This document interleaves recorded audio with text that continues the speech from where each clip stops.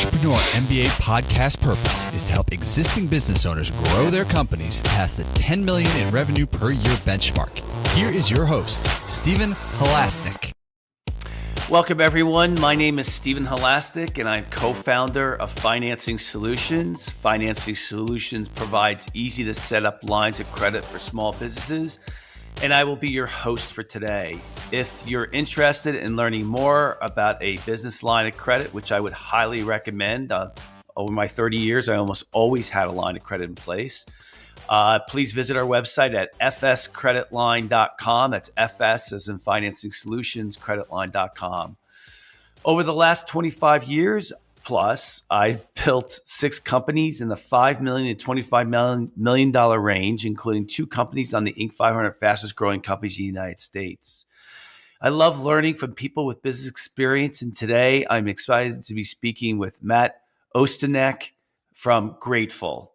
Matt Ostanik is a serial entrepreneur who has founded 4 startups. In 2019, he started working on Grateful, which is the name of his company, a new platform that helps socially good businesses participate in grateful giving by donating to their customers and employees' favorite nonprofits. In today's world, social good has never been more important. And is a powerful tool for businesses to increase customer retention and employee engagement. Matt, welcome to today's Entrepreneur MBA podcast. Thank you, Stephen. I'm excited to be here. Thanks for having me.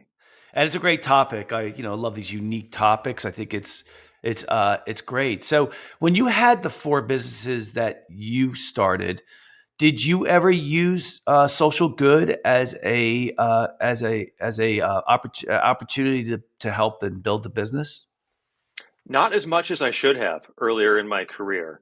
And it's really interesting to give you a little bit of background, the short version on myself, about what led me down this path of talking more about social good and ultimately starting Grateful a couple of years ago. When I was younger, in college and high school, my career goal was actually to be an architect. I wanted to design buildings. I thought that was the best career and was personally passionate about it. I went to college for that and actually started my career working as an architect at architecture firms. And when you work as an architect, social good and public good is a really important part of that particular profession. When you're designing buildings, there's a lot of thought that goes into the impact that a building has on the people that use it, but also the communities that they're located in as well. I accidentally fell into the tech space a few years into my architecture career. I came up with an idea to start a software company that provided software for architects and contractors. And at the time, I thought I'd go do that for a couple of years, then go back to being an architect full time. And that was almost 20 years ago now. And I'm still in the tech space, starting new things. And I found that I love creating tech products and new businesses just as much as I love designing buildings. But what's been interesting in the tech space, there's so much amazing energy around tech startups in particular, so many brilliant ideas and great businesses being built out there. Very little discussion around social good and public good. Almost an absence of conversation about that. Like, there's discussion around it if you know where to look for it in the tech space, but it definitely is not prevalent across particularly the tech startup scene in the US today. And I think I fell into a bit of that same trap as I was building my first couple of businesses in that space as well. Built good businesses, but social good was less of an impact in that. It was more focused on making money for investors and building cool products. And a couple years ago, I had a chance to recenter myself and reflect on what I wanted to do next and really think about what I've learned from 2 different career paths. I'm working as an architect, but also working as a tech entrepreneur. Thought, gosh, there really needs to be more effort put into how do we use technology and business to really have a bigger, broader social impact and to do more social good today. So sorry, that's even more long-winded than I intended, but that's how I got into the path of what I'm doing with Grateful today. And to answer your question, from what I've learned from that, if that makes sense. So I'm 57 years old. I'm old school. I'm not, impersonally old school, but when I think of social good for a company, I think about if it helps the bottom line and if it helps some aspect of my business, employee retention, a variety of different factors. The old school of me says if those conditions are not met, then, I donate a lot of money to nonprofits on my own. Mm-hmm. Right now. So I believe that there should be a component of that the social benefit that you're doing is benefiting the company from some standpoint. Is that not the way you think you should look at it?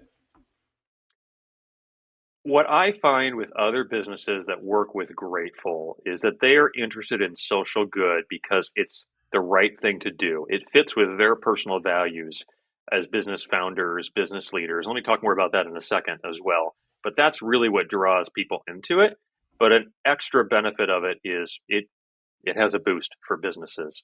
And particularly what we do with Grateful is we work with companies that use Grateful for customer giving programs where businesses can donate automatically from purchases to each of their customers' favorite charities, potentially across thousands or tens of thousands of charities. And when you do that with technology and engage that as part of your brand promise to customers, it is incredibly powerful. Customers stick with you longer, they spend more with you. It ultimately pays for itself because of that customer growth that comes for it. But again, most businesses we find get into that because it's part of their values, not something they're doing just because they want to sell more, if that makes sense as well. But to jump back a second to something else you said there, and I'd be curious for your thoughts on this. My experience in talking with other entrepreneurs and business founders is there's three big drivers that causes people to start their own businesses, to become entrepreneurs, right? There is a desire for more flexibility and freedom and control. Those things kind of get wrapped together depending on the terminology you want to put around it, but ultimately being in charge or having control over direction and strategy and product and so on. There's a desire for economic benefits and economic success. And then there's a desire to make a difference, to really make an impact, to do something to help people as well. Those are the three big things that seem to be recurring themes in many entrepreneurs that I talk with. And that last one about making a difference, about making an impact, if part of that, part of your values as an entrepreneur is to make an impact to help your customers, but also to help people that are most in need, then social good is a really natural fit with those values as well. I'm curious for your thoughts on that. I mean, you've got tremendous entrepreneurial experience. You visit with so many entrepreneurs on your show.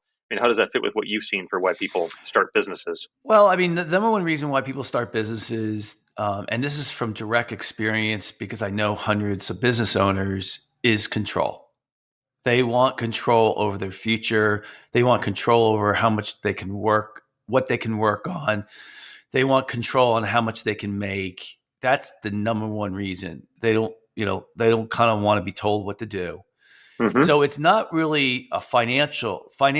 It's not the number one thing. Financing, Mm-hmm. making a lot of money is not the number one thing. And I'm talking about direct experience where I've Mm-hmm. had direct experience, not through the podcast, but with other entrepreneurs. And these are sizable businesses. These are not small businesses. These are, a 10 million to, 20 million, $30 million type of companies. So that's a different way of answering your question. The second Mm-hmm. thing I would tell you is that 15 years ago, maybe it was, I was a lecturer. I gave a speech at a social entrepreneurship conference. It's what was one of the first of its kind at Rutgers University, right? And so over the last 15 years or so, I've seen this whole idea behind social entrepreneurship um, spread, right?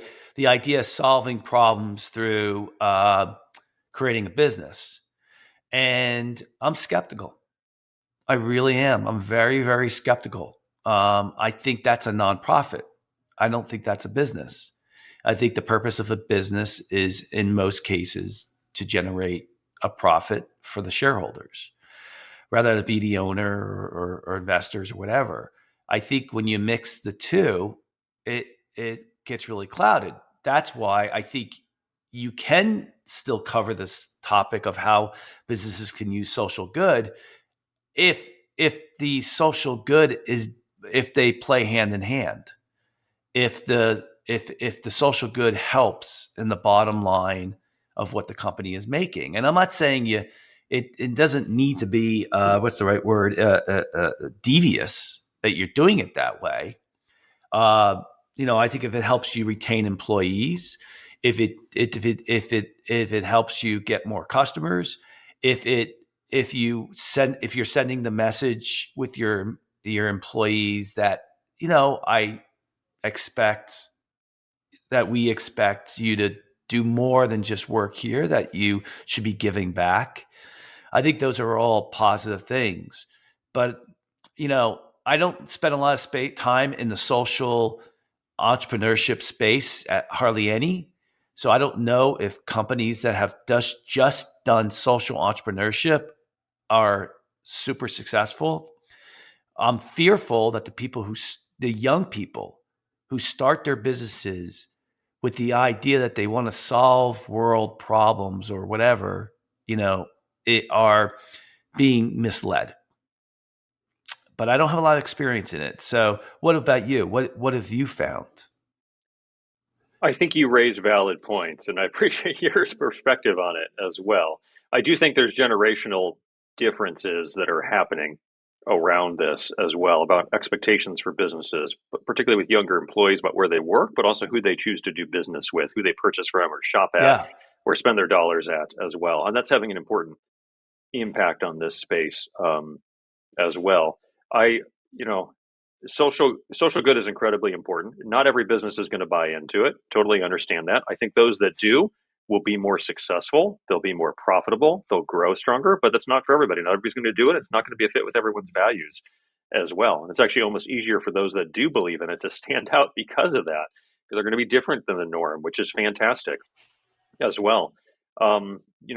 It's not a substitute.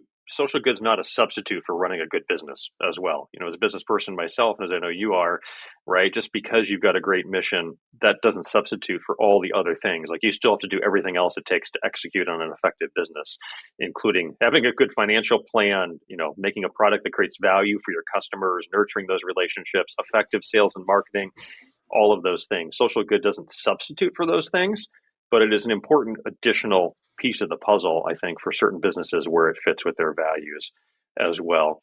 Two things I would mention. One that's been on the news a lot recently, Patagonia as a company. They're not the only example, but they're certainly a more publicly known one that's been in the headlines even recently, where their mission is a social good driven mission. In their case, it happens to be particularly environmentally focused. There's Social good doesn't have to be environmental focused, but certainly there are many folks that take it that way, and I think that's terrific. They've been hugely successful as a business. The founder, incredibly generous, including with his move to basically give away 98% of the company to a nonprofit that's going to continue that mission as well. That's one great example that's captured a lot of news that I think is causing a lot of entrepreneurs to think more. Another one is the B Corp movement. Are you very familiar with the B Corporation movement and how B Corporations work? Well, why don't you tell us about it? Sure. So B corporations, and again, I apologize, you might have great experience with this as well. We hadn't talked about this before, but for listeners that aren't familiar with B corporations are a new form of business entity. They exist as a legal entity that 40 states recognize in the US. There's also an optional certification process with a third-party measuring stick to evaluate performance. But they are the idea of a for-profit business having a social mission as well. So using profits for purpose. And I agree there's some generational differences on this, and it's not a fit for everybody. But there's huge and growing interest in that movement. There are 5,000 B corporations globally. They're certified B corporations that have gone through a third-party certification process. There are many more that have formed legally. There's about 2,000 of them in the US. Grateful recently completed the certification process, so we are a certified B corporation as well. And ultimately, when I'm explaining that to someone that's not familiar with B Corps, I talk about we're a for-profit company. We're trying to make money, but our intent is to use the money not just to enrich the owners, but to use it for social good, to further that mission, to grow the impact that we're able to make. That's our why. That's why we are doing that as well. And I think with the growing interest in the B Corp space, there's a movement around this. Small relative to the overall landscape of businesses in the US, but there's definitely tremendous interest and growth around that as well. How do you think the B movement? How did you think it was the IRS who recognized it? How do you think it got started? It's a great question. I apologize. I actually don't know enough of the original, very first history on it as well. And actually, the B corporations are not taxed any differently. They still pay normal corporate taxes. Doesn't change your. It's just a tax status at all. certification. Well, there's a legal basis for it, and then there's also an optional certification. And the certification is the higher bar, right? To have an outside third party really look at everything you're doing with your business to see if you're actually walking the talk that you say you're interested in. So is as well. Patagonia a B certified business? They are, yes. Okay. They're one of the largest ones, which is terrific. On the legal side of it, and I'm sure you're well familiar with this with your businesses, right? When you legally form a corporation in the US, you have a fiduciary duty to your shareholders to maximize return to shareholders, right? That's ultimately what you can be measured on. In theory, you could be sued on it if you weren't living up to that duty to really do what's in the best interest for shareholder return. From a legal standpoint, the legal language around B corporations is that you have a dual duty to shareholder return, but also to whatever your stated social purpose or mission is as well. And so you're allowed to make business decisions that, you could make a decision that furthers your company's mission, the good you're trying to do, that doesn't necessarily maximize shareholder return as well. And so it allows a balancing of those two interests that I think is very important for companies that believe in this type of thing and want to pursue it, if that makes sense. Yeah, like a couple of years ago, I'm in charge of the marketing part of Financing Solutions. So I was talking to my business partner, and so he and I were already donating large amounts of money to nonprofits. So I said, when I added it all up, I was like, well, we're already giving away 10% of our profits to nonprofits. We might as well just put it on our website. I mean, I certainly know the history of companies like Starbucks and other, the movement over the last 20, 30 years to use social good as a advantage for a company. And, I don't know the statistics, but I think certainly a lot of very smart accounting firms or consulting firms have done the analysis to show that firms that have a social conscious to it tend to do better on return on investment than those who don't. And, that is correct. Yeah, and you can have the reverse too. Ones that don't have any social conscious probably do worse, right? So, in general, so we have that on our website, and what could you tell us about what the benefits of doing social good as a company for profitable reasons? So we work with businesses that use Grateful software for social good, and specifically how they do it is with customer giving programs. So I'll give you some examples from that specifically. So a customer giving program is where a business says, hey, we're going to give a portion of our sales or of our profits to not just charities that we pick as the company, which is the traditional way of doing it, and is a great way to do it. And I appreciate that you and many other companies are very charitable already. A customer giving program is where you broaden that and you say, hey, it's not just what we're going to pick as the company, it's that we're going to give to things that our customers care about. And of course, if you have 10 customers, you can go do that manually. And there's companies that do that already today. You can do that manually with 100 customers. When you try to do that at scale, it gets a lot harder without automation and technology around it. That's where Grateful steps in. So we set up an integration with our software with your customers, no matter what type of business you're in, customers or clients, depending on the space you're in. You can set up the dollar amounts and parameters around that, but you're going to offer to donate to charities that your customers care about. And the really cool thing of that, people are deeply passionate about many different types of causes. And many businesses have customers in diverse geographic locations as well. Most people like to give locally. They might care about things like local food pantries or homeless shelters or animal shelters or veterans groups or children's groups. There's thousands and thousands of groups. People have different things they care about because of their past experiences, their lived life experiences as well. And when you set up a program using Grateful that allows you to give to all those diverse types of groups, it builds a deeper connection with yourself and those customers. And what we see from that, two things. Not everybody cares about giving, but many people do. There's about 160 million people in the United States that donate to charities each year. So that's not everybody, but that's a significant portion of the population. That audience, people that care about giving, in the studies we've done, they've told us 91% of them say they're more likely to do business with businesses that are willing to support something they personally care about. So if a business generally says, hey, yeah, we donate and we donate to this particular cause that we pick, that's a positive. But if they say, we'll donate to this cause that you care about, Mr. and Mrs. Customer, that's even more attractive and powerful.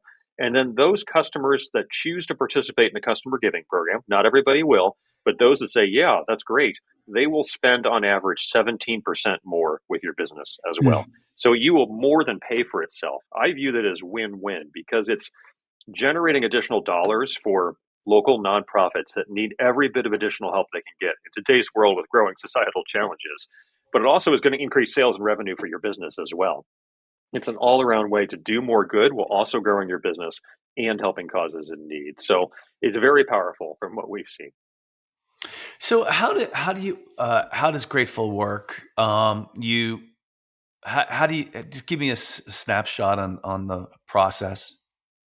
Yeah, so Grateful is a technology platform that our customers are socially good businesses. We also work with nonprofits that we support. We don't charge anything to nonprofits to send donations to them. We do charge businesses a subscription fee for using the platform, but they typically set it up with integrations where we connect to their other software tools to set up these customer giving programs.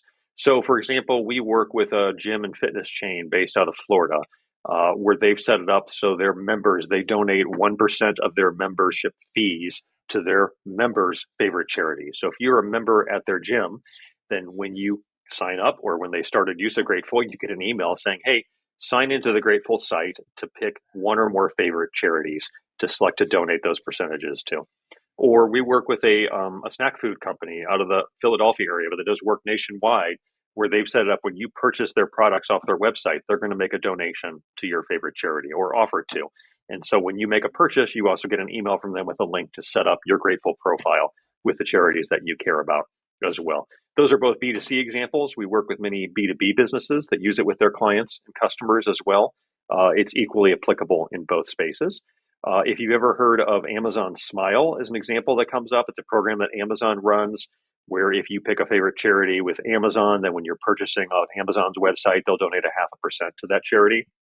Grateful is similar-ish, but for every other business not named Amazon. So whereas Amazon Smile is an internal system for their use, Grateful works with businesses in many different industries and locations all across the country to enable similar type of customer giving for their customers and clients, if that makes sense. So how long have you been doing Grateful now? So I started working on Grateful 3 years ago, and we really just started marketing it to businesses nationwide last summer, so summer of 2021. So still relatively small, still relatively new, but so far we've worked with businesses and nonprofits in 46 states. We've actually sent donations that customers have picked through our platform to about 1,500 nonprofits across the U.S. And we view this as a global platform. We're starting in the U.S. because it's where we're based, but we think there's lots of opportunities for this in other countries as well. So it's early stages, but some really exciting traction so far. So let's step out of the idea of trying to promote social good just for a second, and Sure. talk about your business. What has been the number one biggest problem that you've experienced with Grateful? Is it the chicken and egg thing? Getting the nonprofits to sign up so that you have lots of places to send the money to? I wouldn't think that's much of an issue, but you said you have 1,500. Or is it to, I would think it's getting people convinced that to use social good, right? Yes. So I'll give you a broad answer and then I'll drill into Grateful specific. I'll say I have a bad tendency in my career as an entrepreneur is I really get excited about creating new things that don't already exist. And particularly, in the software space, right? There's a lot of, hey, there's this other product. This is just a general example, pick on CRM systems or accounting systems, right? I'll go create a different type of accounting system for this specific industry or with this specific feature that nobody else has. That's really cool. What I've been more focused on, let's go create some concept that nobody else has right now and try and do something really original versus improving on an existing idea. I love that type of creation. Personally, it drives me. It's also incredibly challenging in all my businesses when you're trying to create something new and convince people to try something new. And as you probably know, there's a certain smaller percent of the population that's willing to be early adopters in trying new things and giving feedback on that as well. But that's the biggest challenge in Grateful, and it has been with my past businesses as well. So I'm used to it. Yeah. When we go out and we talk to businesses that are interested in socially good, or willing to consider it, or maybe already do some sort of giving, I will tell you that probably about 80% of the time, the feedback we get is, yeah, we'd be willing to offer this in the future when our customers tell us they would like us to do this. And so that's the chicken and the egg problem in terms of getting feedback to businesses demonstrating that their particular customer base would be interested in this, which I know they would be because we're seeing this demonstrated in all sorts of businesses and industries and locations as well. But showing that to business owners that say, this sounds nice, but I don't know anybody else that's doing this. And I'll wait and consider it when my customers tell me they're interested in it as well. Well, it certainly catches my attention when you mention Amazon Smile, which, I think I knew a little bit about that. Did the idea of Grateful come about because you saw what Amazon Smile was doing and you wanted to apply that same model to smaller businesses? Actually, it did not. We kind of backed into it from a discovery process over the past couple of years of what really the right way is to use tech in this space. My original idea with Grateful was just I wanted to use my technology skills to build something, a tech product that would help do more social good and really help people and communities in need. And I started exploring how to use tech for nonprofits. There's a lot of tech tools for nonprofits already, right? There's lots of nonprofit CRMs. There's lots of plugins for nonprofit websites to collect credit cards. I didn't feel like I needed to do something that a lot of other people were already doing very well. And I built an initial version of Grateful a couple years ago that was just a mobile app on my phone and started working with donors about helping them find new nonprofits to connect to. That led down a journey of discovery, as any new business is, to then working with business owners about how they could use the tools with their businesses. We started working with some businesses that were using this with employees, and we have customers that still do that today for employee giving programs. But then we started to see more interest from companies we were talking with about customer giving programs and spending time digging into how to build out those features as well. And that really led us down the path of customer giving programs like I'm describing that happen to be similar to Amazon Smile, which I mentioned because many folks in the nonprofit space are familiar with that, of course. But we kind of backed into it. We didn't start out with that original idea, but we found that's where the opportunity is. That's where the metrics support it from a growing your business standpoint. And that's where there's not a lot of activity yet. Building a platform to donate to any nonprofit in the country and someday the entire world across thousands of different customers, like that's not an easy challenge. It's possible, but it's not something you go out and do in a couple days work. And there's not a lot of other activity in that space yet. There will be others, I'm sure, but that's really what led us down this path of growing into that space and solving that particular need.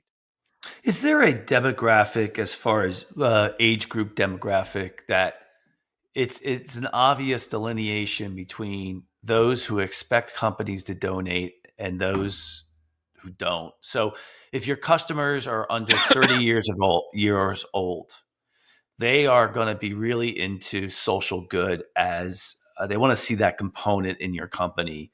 Is there an age delineation between ones that don't think about it as much and ones that really think about it? Yes, there's not a hard line, but there definitely is a sliding scale.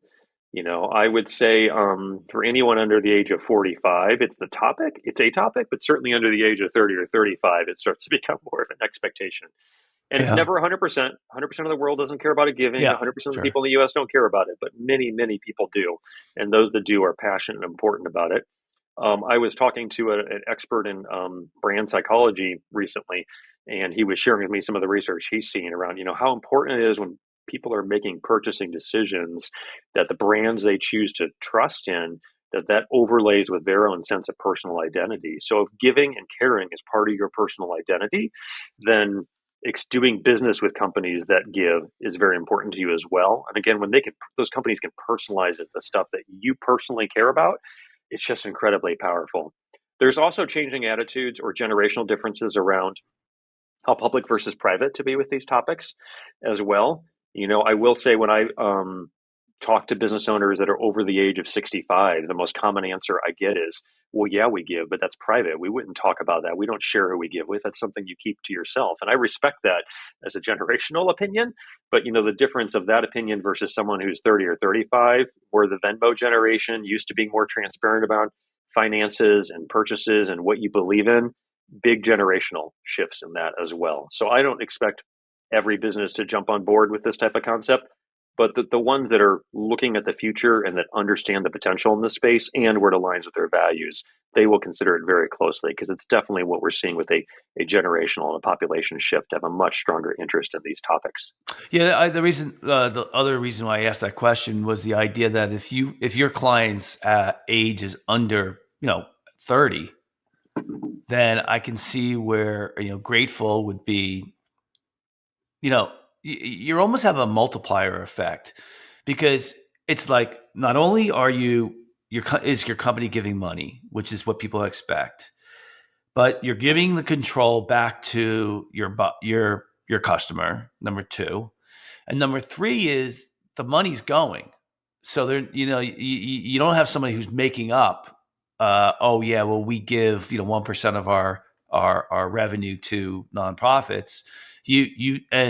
Okay, well show me the proof.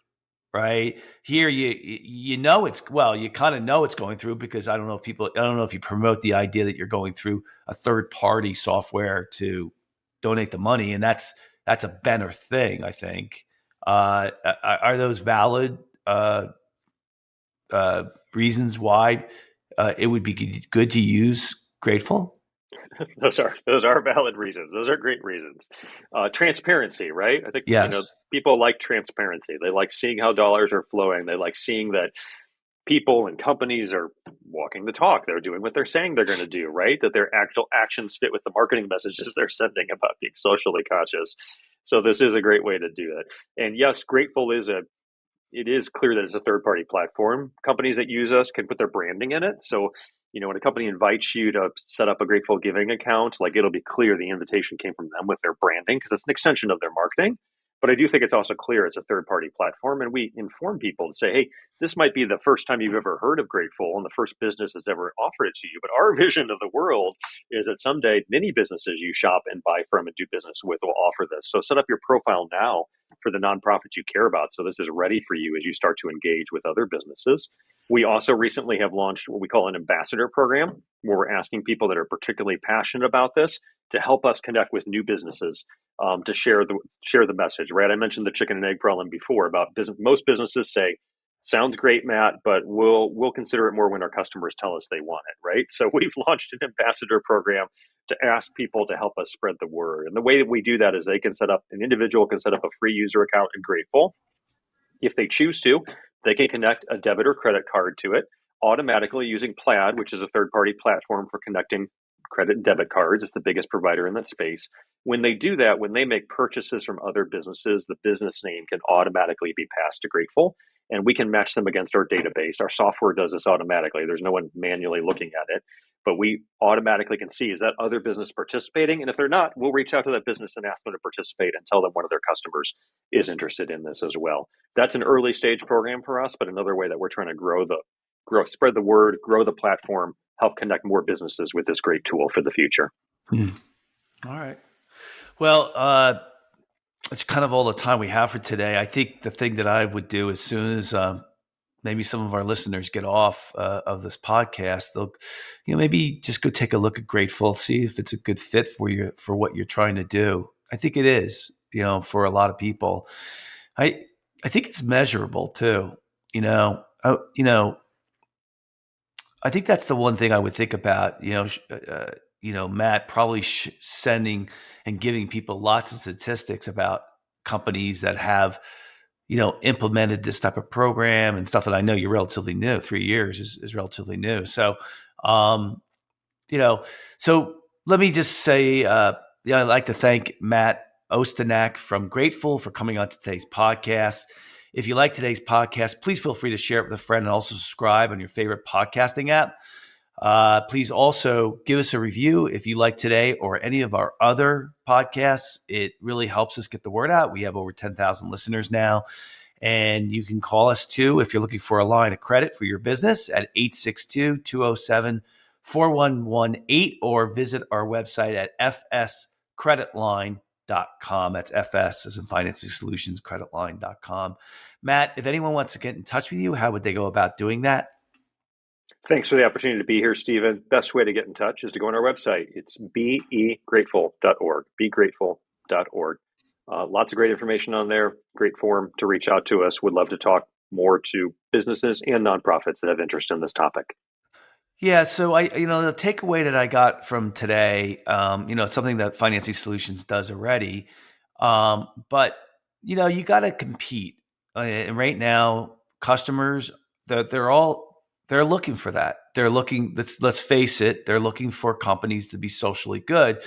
Now, listen, I worked for Xerox 30 years ago for 8 years. That's how I started my career, and they were a very socially conscious company. They were very ahead of their game, and I was very proud to work for that company. And some of what they did, I had that throughout my career in my own companies. So I think it's a no-brainer that you have to do something when it comes to socially good or social goodness. And I think Matt's company, we don't use it as a company. I didn't know about it. But I think you should look at Grateful. It could be a good way to really kind of give the multiple power back to your customers. So other than that, everybody have a great day. I just want to remind everybody, all entrepreneurs out there, that this is a marathon to be an entrepreneur, not a sprint. So make sure you're taking really good care of yourself. Everybody have a good day.